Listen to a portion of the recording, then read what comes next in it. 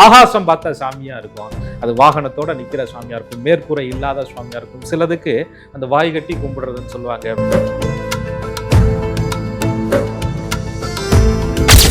வினைபாட்டுல நடக்கட்டும், செயல்பாட்டுல நடந்து போயிட்டே இருக்கட்டும்ங்கிற ஒரு வாய்ப்பை உருவாக்கி. கடகராசிக்குனே ஒரு ஸ்பெஷல் இருக்கு அப்படின்னு சொல்லுவாங்க. இரக்க சுபாவத்திற்கு சொந்தக்காரரான, விட்டு கொடுக்கக்கூடிய குணத்திற்கு சொந்தக்காரரான, மன்னிக்கக்கூடிய குணத்திற்கு சொந்தக்காரரான,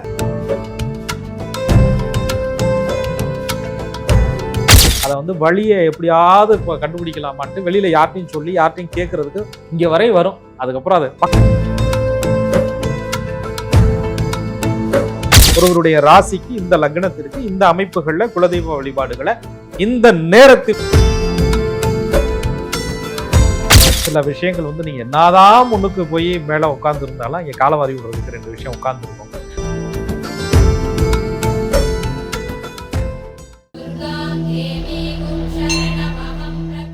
வணக்கம் சார். வணக்கம். குரு வாழ்க, குருவே துணை. தொடர்ச்சியா நம்ம குலதெய்வம் பத்தி பேசிட்டு இருக்கோம். கடகராசிக்காரர்களுக்கும் குலதெய்வத்திற்கும் இருக்கக்கூடிய தொடர்பு பத்தி சொல்லுங்க.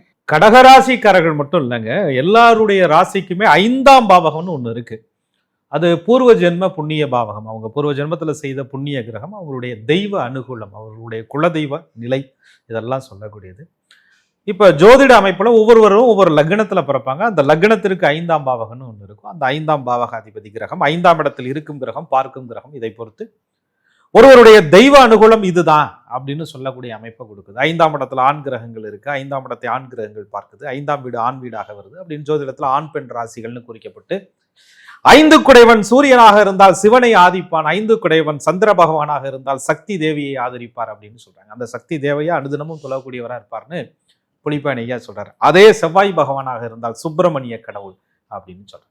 அப்போ அந்த 5ஆம் இடத்துல இருக்கக்கூடிய கிரகம் 5ஆம், இது சனி பகவானா இருந்தா காவல் தெய்வங்கள், எல்லை தெய்வங்கள், அது நீர் ராசி, நிலராசி, நெருப்பு ராசி, காற்று ராசின்னு பிரிச்சு அந்தந்த ராசிகளுக்கு தகுந்த மாதிரி உங்க குலதெய்வம் நீர்நிலைகள்ல இருக்கா, நெருப்பு நிலைகள்ல இருக்கா, அக்னி தத்துவத்துல இருக்கா, நீர் ராசியில இருந்தா குளம் கம்மாய்க்கு பக்கத்துல இருக்குங்க, அல்லது நிலராசிகள்ல இருந்தா நல்ல ஒரு பொட்டல் காடுல வயலுக்கு பக்கத்துல உங்களுக்கு குலதெய்வம் இருக்குங்க, அது மாதிரி அக்னி ராசியில இருந்தா மலை மேல ஏறி நிற்கக்கூடிய ஒரு தெய்வமா இருக்குங்க அப்படின்னு பிரிச்சு சொல்றாங்க. காற்று ராசியில கிரகம் இருந்தா சில தெய்வ அமைப்புகளுக்கெல்லாம் ஆகாசம் பார்த்த சாமியா இருக்கும், அது வாகனத்தோட நிக்கிற சாமியா இருக்கும், மேற்கூரை இல்லாத சாமியா இருக்கும். சிலதுக்கு அந்த வாய் கட்டி கும்பிடுறதுன்னு சொல்லுவாங்க, படையல்னு சொல்லுவாங்க. சில அமைப்புகள்லாம் ஒவ்வொருத்தருடைய அந்த குல வழக்க முறைப்படி, அவர்களுடைய பாரம்பரிய முன்னோர்களுடைய வழிபாடுபடி, சிலருக்கு முன்னோர்களே குலதெய்வமாக இருந்து அவங்க பாட்டம் கூட்டம்லாம் அப்படியே நின்று அவங்கள காக்கக்கூடிய ஒரு சக்தி தான் ஜோதிட பாவகத்துல 5ஆம் இடத்தை வச்சு ஒருத்தருக்கு தெய்வ அனுகூலங்கள் இருக்கா இல்லையா அப்படின்னு நிர்ணயம் பண்றோம்.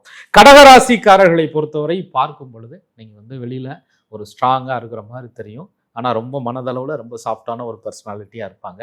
அவங்க எல்லாரு மேலையும் அதிகமாக இறக்கப்படுவதனால மேஷங்கிற அந்த காலபுருஷ தத்துவத்தினுடைய முதல் ராசிக்கு 4வது ராசியாக, தாய்மை ராசியாக, வீடு மன வாகனம் எல்லாரையும் ஒரு அரவணைத்து கொண்டு போகக்கூடிய ஒரு ராசியாக, ஒரு தாய்மை ராசியாக, அந்த சந்திரன் ஆட்சி பெற்ற ஒரு ராசியாக இருக்கிறதுனால ஆண்களாக இருந்தாலும் பெண்களாக இருந்தாலும் கடகத்தில் பிறந்தவர்களுக்கு ஒரு அரவணைப்பு தேவை. கடகராசிக்காரர்களும் பிறரை அரவணைத்துத்தான் செல்வார்கள். அந்த அமைப்பு கொற்ற ஒரு ராசியா இருக்கிறதுனால இவங்க எல்லாரையும் அரவணைச்சு போறாங்க. இவங்களை குலதெய்வம் ஒருபடி கூடவே கடகராசிக்காரர்களை அரவணைத்து போகுது. இவங்க எல்லோரும் மேலையும் இரக்கம் காட்டுறாங்க, இவங்க மேல குலதெய்வம் ஒருபடி கூடவே இரக்கம் காட்டும் அப்படின்னு சொல்லுவாங்க. கடகத்திற்கு 5ஆம் இடம் பூர்வ புண்ணிய ஸ்தானம்னு சொல்லக்கூடிய செவ்வாய் பகவான் அங்காரகன் இவர்கள் ராசிக்கு தெய்வ அனுகூல ஸ்தானமாக வர்றார். லக்னத்தை பொறுத்து அந்த 5ஆம் அதிபதி, 5ஆம் அதிபதி இருக்கிற வீடு நீர் ராசியா, நிலராசியா, நெருப்பு ராசியா, காற்று ராசியா, அவருடைய பார்வை உங்களுக்கு எப்படி இருக்கு, அந்த 5ஆம் அதிபதி கிரகம் எந்த கிரகத்தால பார்க்கப்படுது, கெட்டு போயிருக்கா, சுகமா இருக்காங்கிறத, தெய்வ அனுகூலங்கள் எப்படிலாம் அவங்க வாழ்க்கையில முன்ன நிக்குது அப்படிங்கிறத கடகராசிக்காரவங்க அவங்க வாழ்க்கையில ஒவ்வொரு நிகழ்வுகளையும் நீங்க கூப்பிட்டாலும் சரி கூப்பிடலனாலும் சரி உங்களுக்காக நிக்கக்கூடிய தெய்வம் தான் கடகராசிக்காரர்களுக்கு குல தெய்வம். கடகராசிக்காரர்களுக்கு குலதெய்வத்தினுடைய அனுகிரகம் இருக்கு அப்படிங்கிறது எப்படி உணர்றாங்க சார்? கடகராசிக்காரர்களை பொறுத்தவரை அவருடைய ராசிநாதன் சந்திர பகவான் சொல்றேன், ராசி அதிபதி. அவருடைய ராசிக்குரிய குணமே மனசு தாங்க. மனசுல ஒருத்தரை ரொம்ப அவங்க விரும்ப ஆரம்பிச்சாங்க, ரொம்ப மனசுல ஒருத்தரை மதிக்க ஆரம்பிச்சிட்டாங்க, மனசால ஒருத்தரை ஏத்துக்க ஆரம்பிச்சிட்டாங்க, மனசால ஒருத்தருக்கு பாசம் கொடுக்க ஆரம்பிச்சிட்டாங்க, அல்லது பாசம் எடுத்துக்க ஆரம்பிச்சிட்டாங்க, உரிமை எடுத்துக்க ஆரம்பிச்சிட்டாங்க அப்படின்னு சொன்னா அது முழு மனச அரகுர மனசெல்லாம் கிடையாதுங்க. அந்த பௌர்ணமி ஒளி போன்று, பௌர்ணமி சந்திரன் போன்று முழு மனதாக ஒருவரை நேசிக்கக்கூடிய பக்குவம் ஒருவருக்கு இருக்குன்னா அது கடகராசிக்காரர்களுக்கு அதிகம் இருக்கும். இதை மறுக்கிறதுக்கு இல்லை. அப்படி ஒருத்தரை மனசார ஏத்துக்கும் போது ஒருத்தருடைய உங்களுக்கு மனசுல பிடிச்சதுக்கு அப்புறம் அவங்களுடைய தப்புகள் பெருசா உங்க கண்ணுக்கு தெரியாது. ஆனா அவங்க சில நேரங்கள்ல உங்களை கடுமையா சோதிப்பாங்க. சில நேரங்கள்ல அவங்கள விட்டு நீங்க விலகும்படியான சூழல்கள் வரும், ஒரு டிஸ்டன்ஸ் வரும், பெரிய ஹார்ட் பிரேக் ஒன்று வரும் உங்களுக்கு. அப்படி வரும்பொழுது மிகவும் கடகராசிக்காரர்கள் உளவியல் ரீதியாக மன ரீதியாக அதீதமான மன அழுத்தத்திற்கு, அந்த பிரிவு துயர்ல இருந்து, அந்த இழப்புல இருந்து, அந்த நட்பு இழப்புல இருந்து அவங்க தன்னை சர்வே பண்ணிக்கிறதுக்கு மிகப்பெரிய காலம் எடுக்கும். ஆனா அந்த காலகட்டங்கள்லையும் கடகராசிக்காரர்களுடைய வேலைகள் எந்த தொய்வும் இல்லாம நடந்துகிட்டே இருக்கு. மனசு சரியில்லாத நேரத்துல எல்லா விஷயமும் பாதியில நிற்கும். ஆனா எதுவுமே பாதியில நிக்கல. அந்த பிரேக் வந்தது மிகப்பெரிய பாதிப்புல இருந்து உங்களை காப்பாத்திருக்கு அப்படின்னு சொன்னா அது கடகராசிக்காரர்களுக்கு குலதெய்வத்தினுடைய அனுகூலம் இல்லாம வேற யார் அனுகூலத்தினால கடகராசிக்காரர்களுக்கு அந்த நிகழ்வுகள் நடக்கும். எவ்வளவு பெரிய பாதிப்பு வந்தாலும், எவ்வளவு பெரிய மன அழுத்தங்கள் வந்தாலும், எவ்வளவு இடையூறுகள் வந்தாலும், எவ்வளவு தடைகள் வந்தாலும் கூட உங்க மனசை திடப்படுத்தக்கூடிய சக்தியா, உங்க மனசு கூட நின்று பேசக்கூடிய ஒரு சக்தியா, வினைபாட்டுல நடக்கட்டும், செயல்பாட்டுல நடந்து போயிட்டே இருக்கட்டும்ங்கிற ஒரு வாய்ப்பை உருவாக்கி கொடுக்குதுன்னு சொன்னா அது குலதெய்வமா இல்லாம கடகராசிக்காரர்களுக்கு வேற யாராங்க இருக்க முடியும்? அவ்வளவு பெரிய சக்தி கடகத்திற்கு மனசக்தியை குலதெய்வம் கொடுக்குது. அதுவே பெரிய சக்தி அப்படின்னு சொல்லுவாங்க. கடகராசிக்குனே ஒரு ஸ்பெஷல் இருக்கு அப்படின்னு சொல்லுவாங்க. பொதுவா 2 பேருக்குள்ள ஒரு மிஸ் அண்டர்ஸ்டாண்டிங் இருக்கு அப்படின்னாலே அது திரும்ப சேர மாட்டாங்க. ஆனா கடகராசி கிட்ட யாரோ ஒரு மிஸ் அண்டர்ஸ்டாண்டிங் ஆயிடுச்சுன்னா கடகராசியை மறக்க முடியாது, திரும்ப இவங்க கிட்ட ஒன்னா சேராம இருக்க முடியாது அப்படின்னு சொல்லுவாங்களே, உண்மையா சார்? 100% இது உண்மையான விஷயம். எப்படி தெரியுங்களா, ஒருத்தருக்கு கருத்து வேறுபாடுகள் வந்துருது, ஒருத்தர் பேசிக்கல, ஒருத்தர் சண்டை வந்துருது, ஏதோ ஒரு ஈகோ பிரச்சனை, மிஸ் அண்டர்ஸ்டாண்டிங் ஆயிடுது, நீங்க சொல்ற மாதிரியே வச்சுக்கோங்களேன். அந்த எதிர்துருவ நபர் கடகராசிக்காரர்களை விட்டு பிரிந்தாலும் கூட அவர்களை பற்றி அவதூறுகளை பரப்ப மாட்டாங்க. அதுவே இவர்களுடைய ஒரு பெருந்தன்மைன்னு சொல்லலாம். அவர்களை தப்பாக அவங்க முகத்துக்கு நேரா சொல்லி பிரிய மாட்டாங்க. மனசுக்குள்ள உட்காந்துக்கிட்டு அழுதுகிட்டு இருப்பாங்களே தவிர முகத்துக்கு நேரா சொன்னா காயப்படுவாங்க. இன்னொருத்தர் வலி அதிகம் என்பதை உணர்ந்த ஒரு மனச கடகத்திற்கு அந்த சந்திர பகவான் ஆட்சி பெறதுனால மட்டும் இல்லைங்க, இரக்க சுபாவத்திற்கு சொந்தக்காரரான, விட்டு கொடுக்கக்கூடிய குணத்திற்கு சொந்தக்காரரான, மன்னிக்கக்கூடிய குணத்திற்கு சொந்தக்காரரான, நவகிரகங்கள்ல பெரிய மனுஷன், அந்தணன், பிராமணன், மன்னன், பொன்னவன் என்று சொல்லக்கூடிய அந்த குரு பகவான் உச்சம் பெறக்கூடிய ஒரு வீடு கடகம் வீடு, கடல் வீடு. நதிகள் வெவ்வேறு பாதையிலிருந்து வந்தாலும் கூட அப்படி சமுத்திரம் எப்படி தாங்கி எல்லாருக்கும் இடம் கொடுக்குதோ, நீ எங்க போயிடப்போற, கடைசியில் இங்கதானே வரணும், நான் தானே அரவணைக்கணுங்கிற எண்ணம் கடகராசிக்காரர்கள்ட்ட இருக்கு. 1000 பிரச்சனைகள் அவர்களுக்குள்ள வந்தாலும் கூட அத்தனையும் உள்வாங்கி கொண்டு அப்படி நிக்குதுன்னு சொன்னா அதுக்கு ஒரு மனசு இருக்குன்னு சொன்னா கடகராசிக்காரவங்க. அதனால இவங்களை விட்டு பிரிஞ்சவங்க திரும்ப இவங்களோட இணையாம இருக்கவே முடியாது, அல்லது இவங்களை மறந்துட்டு வாழவே முடியாது. இவர்களை மறந்து ஒருத்தர் வாழ்றாங்க அப்படின்னு சொன்னா அது ரொம்ப மிகவும் அவர்களும் மனதளவில் துக்கப்படுவாங்க அப்படின்னு சொல்லுவாங்க. கடகராசிக்காரர்களுக்கு குலதெய்வத்தினுடைய சப்போர்ட் பொருளாதாரத்துல எப்படி எல்லாம் இருக்கும்? பொருளாதாரம் அப்படின்னு சொல்லும்போது பொதுவா ஒரு ராசி அப்படின்றத விட லக்னத்திற்கு 2வது பாவகம் பார்க்கிறோம். கடகராசின்னு நம்ம பார்க்கும் பொழுது 2ஆம் இட ஸ்தானம்னு சொல்லக்கூடிய தனபாவகாதிபதி சூரியனா வர்ற, சந்திர பகவானுக்கு நிறைய நட்பு கிரகம். சூரியனா அப்படின்னு உங்களுக்கு நல்லா தெரியும், ஒரு ஒளி பொருந்திய, ஒரு நேர்மையான வழியில, ஒரு அற வழியில வரக்கூடிய நல்ல வருமானங்களை சொல்லக்கூடியது, தந்தை வழி ஆஸ்தி அந்தஸ்துகளை சொல்லக்கூடியதெல்லாம், தந்தை வழி புண்ணியங்களை சொல்லக்கூடியதெல்லாம் இவர்களுக்கு நல்ல சிறப்பான ஒரு சொத்து சுகபாகியங்களாக இவங்களுக்கு அமையும்.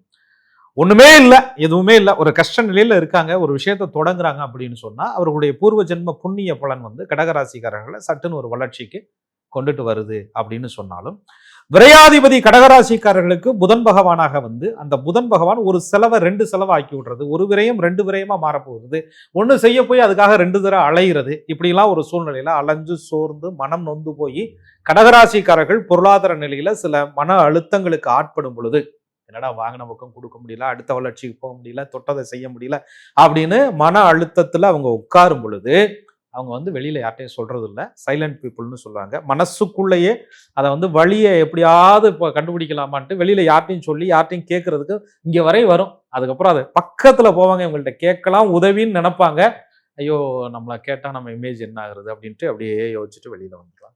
ஆக அப்படிப்பட்ட நேரத்துல செய்வதறியாது இவர்கள் தவிக்கும் பொழுது இவர்களுடைய முக குறிப்பு அறிந்து யாரோ ஒருத்தர் யார் மூலியமாகவும் ஒரு உதவி கிடைக்குதுன்னு சொன்னா, கடகம் வாய் விட்டு கேட்கல ஆனா அவர்களுக்கு கேட்காமலேயே ஒரு அமைப்பு நடக்குதுன்னு சொன்னா அது குலதெய்வத்தினுடைய அனுகூலமா இல்லாம வேற யாருனால இருக்க முடியும்?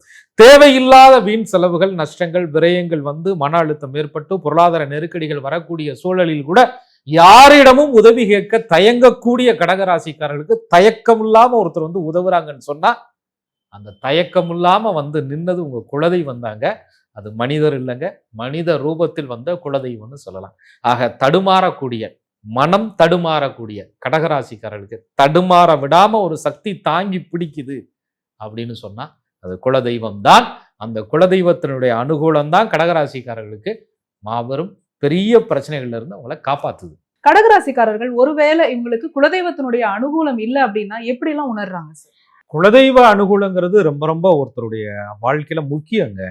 நீங்க எவ்வளவு ஒரு ஜாதகத்தில் இருக்கக்கூடிய தோஷ அமைப்புகள் இது உங்களுக்கு நீங்கணும் அப்படின்னு சொன்னாலும், ஏன் ஜாதகத்துல நிறைய யோகங்கள்லாம் இருக்கும். நீங்க பார்க்கும்போது என்னோட இவ்வளவு கெஜகேசரி யோகம், ஹம்ச யோகங்கள்லாம் இருக்கு, புதாதித்ய யோகம் நிறைய ஜாதகத்துல இருக்கு, அப்புறம் சசமங்கல யோகம் இருக்கு. இது மாதிரி ஆயிரக்கணக்கான யோகங்கள். அந்த யோகங்கள் தான் மனித வாழ்க்கையில ரொம்ப ரொம்ப முக்கியமானது. அந்த கிரகங்களுடைய பார்வை சேர்க்கையினால கிடைக்கக்கூடிய பலன்கள். அது ஒருத்தருக்கு தக்க தருணத்துல வேலை செய்யணும்னாலும் சரி, அந்த ஜாதகத்துக்கு இடையூறா இருக்கக்கூடிய சில தோஷங்கள், அதாவது தரித்திர யோகம்னே சில அமைப்புகள்லாம் இருக்கு. அதுக்கப்புறம் சூரிய பகவானுக்கு முன்ன பின்ன நிற்கக்கூடிய கிரகங்களை வச்சு அனபா யோகம், சுனபா யோகம்லாம் பிரிக்கிறோம். சில விஷயங்கள் வந்து நீங்க என்னதான் முன்னுக்கு போய் மேல உட்கார்ந்து இருந்தாலும் இங்க காலவாரி விடுறதுக்கு 2 விஷயம் உட்கார்ந்துருக்கும். அது வந்து உள்வினையா நம்மளை தடுக்கும். அது நீங்கணும்னா குலதெய்வ சப்போர்ட் வேணும். நீங்க எந்த இறை பரிகாரங்களை செய்யணும்னாலும் உங்க குலதெய்வத்தை வழிபாடு பண்ணி அதற்கப்புறம் தான் நீங்க வந்து அடுத்த கட்டங்களை நீங்க போகணும் அப்படின்னு சொல்லுவாங்க. சில கிரகங்கள் இருக்கு குல தர்மத்திற்கும் மத தர்மத்திற்கும் எதிரான செயல்பாட்டை கொடுக்கக்கூடிய கிரகம் அப்படின்னு சொல்லுவாங்க. அதுல முக்கியமா வந்து ராகு பகவான், அவருடைய பார்வை இதெல்லாம் இருந்துச்சுன்னா உங்களுக்கு அந்த எண்ணங்கள், அந்த போகணுங்கிற விஷயங்கள், குலதெய்வம் எங்க இருக்குன்னு தேடணுங்கிற எண்ணங்களே உங்களுக்கு வராது.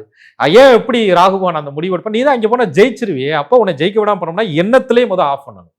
உங்க எண்ணங்கள்லயே அந்த ஆசையே வரக்கூடாது, அந்த தேடலே வரக்கூடாது.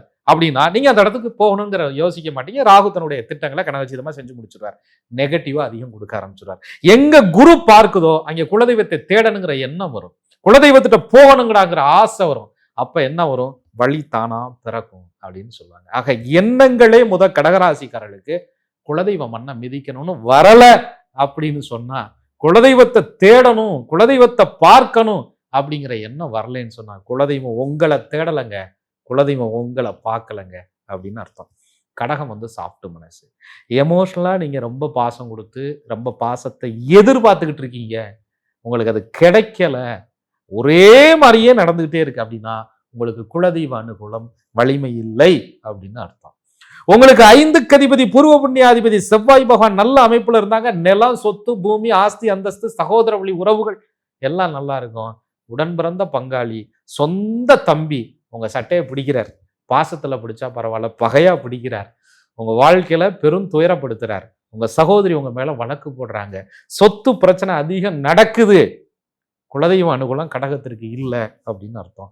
காயங்கள் அதிகமா பட்டுக்கிட்டே இருக்கு, குலதெய்வ அனுகூலங்கள் கடகத்திற்கு இல்லைன்னு அர்த்தம். பட்டகாலே படும் கெட்ட குடியே கெடுன்ற மாதிரி 2-3 தலைமுறைகளாக உங்க குடும்பம் பின்தங்கிக்கிட்டே வந்துட்டு இருக்கு. ஒரு காலத்துல நல்லா வாழ்ந்தீங்க, ஊர்ல நல்ல பேரோட இருந்தீங்க, நல்ல புகழோட இருந்தீங்க.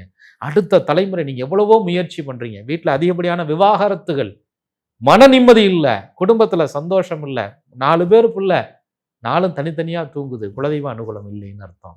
குழந்தைகள் சரிவர சரியான அமைப்புகள்ல பிறக்கல, குறைபாடா இருக்குது, தடையா இருக்குது, குலதெய்வ அனுகூலம் கடகத்திற்கு இல்லைன்னு அர்த்தம். ஏன்னா கடகத்திற்கு 9 கூடைய பாக்யாதிபதி குரு பகவானே 6 கூடைய ரோகாதிபதியாகவும் வர்றார். அப்ப குரு குழந்தை, பெரும் பணத்தை இழந்துட்டீங்க, திருடு போச்சு, தொலைச்சிட்டீங்க, நகையெல்லாம் அடமானத்துக்கு போயிடுச்சு, குலதெய்வ அனுகூலம் இருக்கு இல்லைன்னு அர்த்தம். அன்று 8 ராகு கேது அருகே இருந்தால் குன்று பொருள் சேர்த்தாலும் குவளையம் தங்காதுன்னு சொல்றாங்க முன்னோர்கள். தங்கம் தங்கலங்க, உங்களுக்கு குலதெய்வ அனுகூலம் கடகராசிக்காரர்களுக்கு குறைவா இருக்கு அப்படின்னு அர்த்தம். கடகராசிக்காரர்களுக்கு சனி பகவான் 7-8 வர்றாரு. லக்னத்துக்கு என்ன அமைப்புல வர்றாருன்னு சுய ஜாதகத்தை பொறுத்து தெரிஞ்சிடும். அப்ப 7ஆம் இடங்கிறது மன வாழ்க்கை. சரியான மன வாழ்க்கையை தேர்வு பண்ண தெரியல. உங்க குடும்பத்தாரு தப்பான இடத்துல உங்களை கொண்டே கல்யாணம் பண்ணி கொடுத்துட்டாங்க. அந்த வாழ்க்கை விதியேன்னு வாழ்ந்துகிட்டு இருக்கீங்க, மதிகட்டு வாழ்றீங்க அப்படின்னா குலதெய்வ அனுகூலம் உங்களுக்கு இல்லைன்னு அர்த்தம். மதி இருக்கு, விதி விடல அப்படின்னு சொன்னா குலதெய்வம் அனுகூலம் இல்லைன்னு அர்த்தம். ஜெயிக்க போற வாய்ப்பு வந்துச்சு, வாய்ப்பு மயிரிழையில தவறிருச்சு, குலதெய்வம் அனுகூலம் இல்லைன்னு அர்த்தம். ஆக கடகத்தை பொறுத்தவரை இந்த விஷயங்கள் எல்லாம் தொடர்ச்சியாக உங்கள் வாழ்க்கையில் தொடர்ந்து நடந்து கொண்டே இருந்தால் குலதெய்வ குற்றம் உங்களுக்கு இருக்குன்னு அர்த்தங்க. கடகராசிக்கு ஒருவேளை குலதெய்வம் தெரியலன்னா கூட சுய ஜாதகத்தை வச்சு தெரிஞ்சுக்கலாம்னு நிகழ்ச்சி தொடக்கத்திலே நீங்க சொல்லியிருந்தீங்க சார். இப்போ குலதெய்வம் தெரிஞ்சவங்களுக்கு குறிப்பிட்ட இந்த நாள்ல போய் குலதெய்வ வழிபாடு பண்ணா இன்னும் கூடுதல் சிறப்பா இருக்கும் அப்படின்னா எந்த நாள்ல எப்படி வழிபாடு பண்ணலாம்? கடகராசிக்காரர்களுக்கு சந்திர பகவான் தான் ராசிநாதன். ஒரு பௌர்ணமி நாள் இல்லையா? கடகத்தை பொறுத்தவரை அந்த முழு நிலவு சந்திரன் பௌர்ணமி நாள் அற்புதமான நாள். குலதெய்வ வழிபாடு இருக்கு, சிறந்த ஒரு நாள். கடகராசிக்காரர்கள் அந்த குலதெய்வ வழிபாட அதுலயும் திங்கள் கிழமைகள்ல வரக்கூடிய பௌர்ணமியும் திங்கள் கிழமையும் சோமவாரம்னு சொல்றேன் இல்லையா, ரெண்டு ஒருங்கே அமைந்த நாளிலே சென்று வழிபாடு செய்வது ரொம்ப சிறப்பு. வளர்பிறையில் வரக்கூடிய திங்கள் கிழமைகளிலும் அவர்கள் கடகராசிக்காரர்கள் குலதெய்வத்துல போய் வழிபாடு செய்யறது அவர்களுக்கு ரொம்ப நன்மைகளை கொடுக்கும். பொதுவாக இந்த ராசிக்காரர்களுக்கு 5ஆம் அதிபதி செவ்வாய் பகவானாக வர்றதுனால செவ்வாய்க்கிழமையும் திங்கள் கிழமையும் குலதெய்வ வழிபாடிற்கு கடகராசிக்காரர்களுக்கு மிக உன்னதமான அற்புதமான ஒரு நாள். இதுல நம்ம ஆடி அமாவாசை சொல்றோம், ஆடி பௌர்ணமி சொல்றோம், ஒவ்வொரு மாதங்களையும் வரக்கூடிய அந்த சிறப்புகள்னு நிறைய விஷயங்கள் இருக்கு. அந்த லக்னத்தை பொறுத்து ஒருவருடைய ராசிக்கு இந்த லக்னத்திற்கு இந்த அமைப்புகள்ல குலதெய்வ வழிபாடுகளை இந்த நேரத்தில் செய்யும்போது அவர்களுக்கு நல்ல மாற்றங்கள் வரும்னு சில குறிப்புகள்லாம் இருக்கு. அதே அவர்களுடைய சுய ஜாதகத்தை பொறுத்து மாறுபடும். கடகராசிக்காரர்கள் குலதெய்வம் கோயிலுக்கு போகும்போதே இவங்க நினைச்சதெல்லாம் நிறைவேறணும் அப்படின்னா இவங்க நேர்த்தி கடனை எப்படி வச்சுக்கலாம் சார்? நேர்த்தி கடன்கிறது ஒவ்வொருவருடைய மனப்பாங்கு அவங்களுடைய குலதெய்வத்தினுடைய அமைப்பை பொறுத்து இருக்கு. இந்த குலதெய்வத்துக்கு என்ன வழிபாடுகள்னு ஒரு முறை வைத்திருப்பாங்க. நம்ம ஒரு ராசி தத்துவத்தின் அடிப்படையில சொல்லும் பொழுது கடகம் என்ற அந்த ராசிக்காரர்கள் பொதுவாக குலதெய்வத்திற்கு அவங்க செய்யக்கூடிய தான தர்ம புண்ணியத்தின் மூலமாக அவங்களுடைய வம்சாவளிகளுக்கு அவங்களுடைய வாழ்க்கைக்கு நிறைய புண்ணிய விஷயங்களை அவங்க தேடிக்கலாம். அது நீர் தத்துவத்தினுடைய அமைப்பு உள்ள ஒரு ராசி அப்படிங்கிறனால ஒரு நல்ல விஷயம் நடக்கணும்னா அந்த குலதெய்வ கோவில்ல ஒரு நீர்நிலைகள் அமைச்சு கொடுக்குறது, ஒரு போர் போட்டு கொடுக்குறது, அங்கே குளம் சம்பந்தப்பட்ட இடங்கள் கிணறு சம்பந்தப்பட்ட இடங்கள்லாம் இருக்குன்னா அதை தூர்வாரி அது தன்னால முடிந்த சின்ன விஷயங்களை செய்து கொடுப்பது. குலதெய்வ கோவிலுக்குள்ள பைப் கனெக்ஷன் சொல்லுவாங்க, நீர் கனெக்ஷன் இதெல்லாம் இருக்கு இல்லையா, அதெல்லாம் இவர்கள் நீர் ராசியாக இருப்பதனால அந்த குலதெய்வ கோவில்ல செய்து கொடுப்பது. சுவாமிக்கு அபிஷேகத்திற்கு தேவையான பொருட்கள், இது நீர் ராசி, பாலாபிஷேகம் மாசம் பௌர்ணமிக்கு ஒரு பாலாபிஷேகத்திற்கு இவங்களால முடிந்த அமைப்பை கொடுக்கிறது. கடகம் என்பது சந்திரனுடைய அமைப்பு, சந்திரன் என்பது தாய்மையினுடைய அமைப்பு, காலச்சக்கரத்திற்கு 4வது ராசிங்கிறதுனால சந்திரனாலே உணவு அன்னதானம். கடகராசிக்காரங்க தன்னுடைய குலதெய்வ கோயில்ல அந்த சாப்பிடக்கூடிய அரிசி, சந்திரன்னா அரிசி நெல்மணிகளை சொல்றோம், அரிசி சிப்பங்கள் வாங்கி கொடுப்பது, இதெல்லாமே கடகராசிக்காரங்க குலதெய்வ கோவில்ல ஒரு நேர்த்தி கடனாக வேண்டுதல் வைத்தால் அவங்க வாழ்க்கையில நினைச்ச காரியங்கள் கண்டிப்பா நடக்கும். அதுலயும் பௌர்ணமி காலத்துல, அதுலயும் நல்ல அவர்களுக்கு உகந்த ஜென்ம நட்சத்திரத்தன்று வரக்கூடிய நாள்ல, சோமவாரம் திங்கட்கிழமை கூடிய பௌர்ணமி நாள்ல எல்லாம் போய் இந்த மாதிரி நேர்த்தி கடனை வச்சு அந்த சுவாமியை வழிபாடு செய்து வரும் பொழுது கடகத்திற்கு மேன்மையான பலன்கள் நடக்கும். அந்த கடகராசிக்காரர்களுடைய வேண்டுதல் குறிப்பிட்ட காலங்களுக்குள்ளேயே நிச்சயமாக நிறைவேறும். கடகராசிக்காரர்களுக்கு குலதெய்வத்தினுடைய அனுகிரகம் இருந்தா இவங்க எப்படி உணருவாங்க? ஒருவேளை இல்ல அப்படின்னா சுய ஜாதகத்துல தெரிஞ்சுக்கலாம்னு சொல்லியிருக்கீங்க. குலதெய்வ வழிபாடு முறையா எப்படி பண்ணணும், எந்த மாதிரியான நேர்த்தி கடன்களை வச்சா சிறப்பா இருக்கும் அப்படிங்கிற விஷயத்த கடகராசிக்காரர்களுக்காக சொல்லியிருக்கீங்க. தொடர்ச்சியா அடுத்த ராசிக்கும் நம்ம இது சார்ந்து பேசலாம் சார். நன்றி. நன்றி. குரு வாழ்க, குருவே துணை. என்ன நேயர்களே, கடகராசியில பிறந்த நீங்க உங்களுடைய குலதெய்வத்தினுடைய அனுகிரகம் எப்படி இருக்கு, நீங்க என்ன மாதிரியான வழிபாடு பண்ணணும் அப்படிங்கறத இந்த எபிசோட்ல நீங்க கேட்டு தெரிஞ்சுட்டு இருந்திருப்பீங்க. இதே மாதிரி ஒவ்வொரு ராசிக்காரர்களுக்கும் குலதெய்வத்திற்குமான வழிபாட்டு முறைகள் உங்களுக்குமான தொடர்பை பத்தி நம்ம தொடர்ச்சியா பேசிட்டு இருக்கோம். இது எல்லாமே உங்களுடைய யூடியூப் நோட்டிபிகேஷன்ஸ்ல ஆட்டோமேட்டிக்கா வரணும் அப்படின்னா நீங்க செய்ய வேண்டியது ஆஸ்ட்ராலஜர் கோகுல கண்ணன் யூடியூப் சேனலை உடனடியா சப்ஸ்கிரைப் பண்ணிக்கோங்க. பக்கத்துல இருக்கக்கூடிய பெல் ஐக்கானை மறக்காம கிளிக் பண்ணிடுங்க. இந்த வீடியோவை நீங்க பார்த்ததற்கு மிக்க நன்றி.